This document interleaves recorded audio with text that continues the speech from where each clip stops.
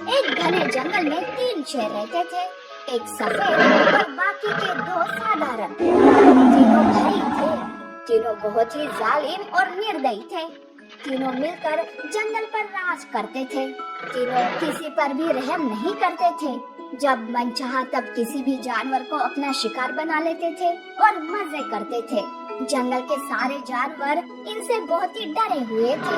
सफेद शेर का नाम सिम्बा और बाकी दोनों का थॉर और वीर। सिम्बा बड़ा था। जंगल में ऐसा कोई जानवर नहीं था जो उनका मुकाबला कर सके।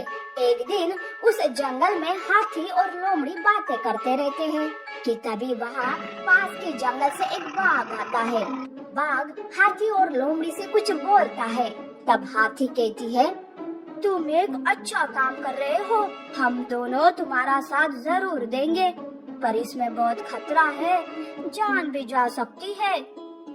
यूँ हाथी और लोमड़ी बाघ को उन तीनों भाइयों से छुपा कर रखते हैं। बाघ चुपके से तीनों शेरों पर नजर रखे हुए था। एक दिन सिम्बा और थॉर पास के जंगल जा रहे थे। तब सिम्बा वीरू से कहता है, देख छोटू, हम शाम तक वापस आ जाएंगे, तू अपना ख्याल रखना। ठीक है भैया, तुम दोनों भी अपना ख्याल रखना।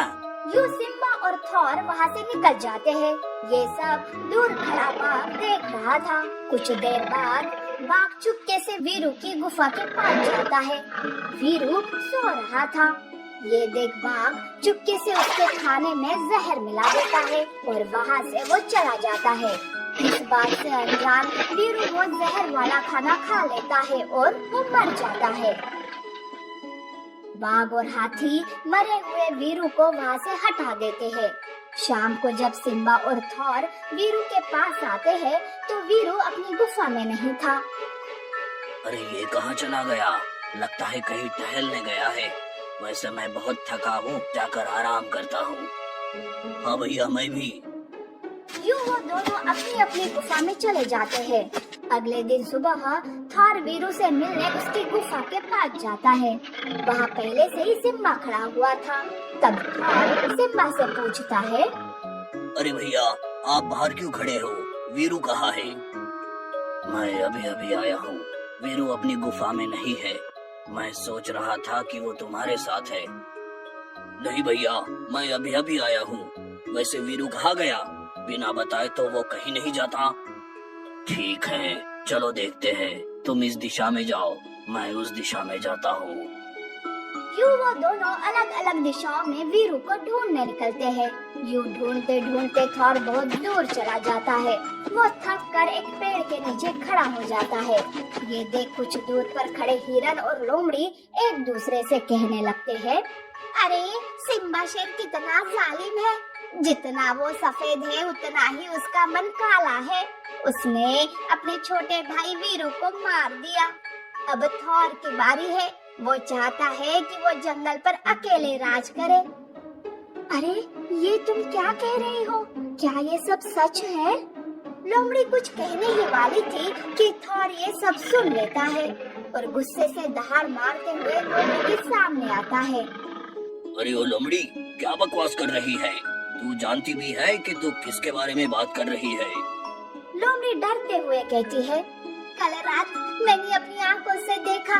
जब आप अपनी गुफा में चले गए तो सिम्बा शेर वापस वीरू के गुफा में आए और वीरू को मार दिया। अगर आपको यकीन नहीं आता तो सिम्बा शेर के गुफा में देखो, वीरू की हड्डी आपको मिल जाएगी। अगर ये बात गलत निकली तो आप मुझे मार देना। ये सुनकर थॉर गुस्से से आग बबूला हो उठता है और वो दहाड़ मारते हुए सिम्बा के गुफा के पास जाता है। सिम्बा की गुफा में वीरू की खाल को देखकर थॉर के पैरों तले जमीन खिसक जाती है और वो अपने मन में सोचता है, अरे सिम्बा, तेरे मन में इतनी लालच छुपी हुई है, ये तो मैंने सपने में भी नहीं सोचा। तू क्या मुझे मारेगा? अब मैं ही तुझे मार देता हूँ। ये कहकर थॉर सिम्बा को ढूंढते हुए निकलता है।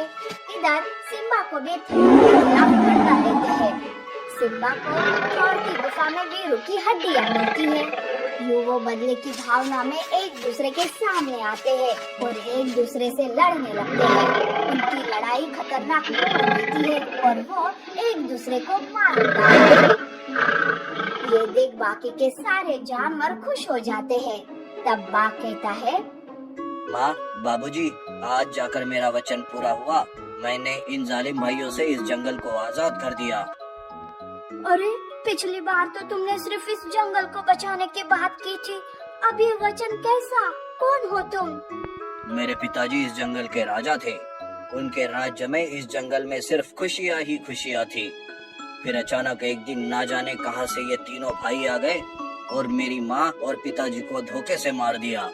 तब मैं बहुत छोटा था। एक भालू ने मेरी जान बचाई और मुझे यहाँ से लेकर चला गया। उस दिन मैंने अपने माता पिता को वचन दिया था कि एक ना एक दिन इन जालिमों से इस जंगल को बचाऊंगा। आज जाकर मेरा वचन पूरा हुआ। ये जंगल आजाद हो गया। जंगल के सारे जानवर बाघ का धन्यवाद करते हैं। बाघ अपने माता पिता को दिए गए वचन को निभाकर खुद जंगल का राजा बनकर एक अच्छा राजा होने का कर्तव्य निभाता है।